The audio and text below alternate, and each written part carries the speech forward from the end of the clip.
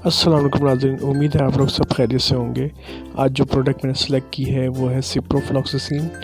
कीटोनॉन group से ये इसका ताल्लुक़ है।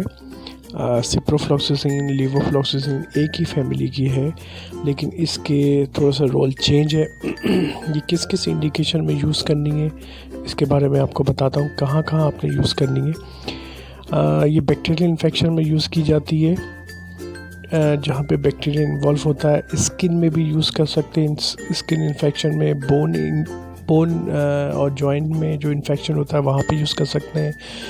अपर आरटीआई में, रिस्पिरेटरी ट्रैक इन्फेक्शन में, टॉन्सिलाइटिस में, यूरिनरी ट्रैक यानी कि पेशाब की जो जलन वगैरह के उसमें भी यूज़ की जा सकती है।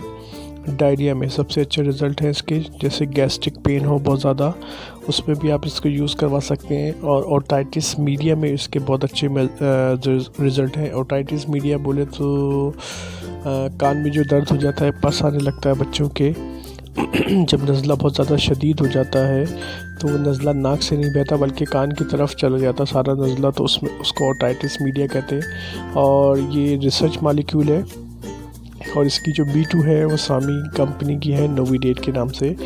जहाँ गैस्ट्रिक पेन हो, बहुत ज़्यादा मोशन आ रहे हो, उसमें भी गैस्ट्रो में दी जाती है, ये सुबह शाम दी जाती है। अगर आपका गला ख़राब है, वायरल इन्फेक्शन है, उसमें भी आप ये दे सकते हैं।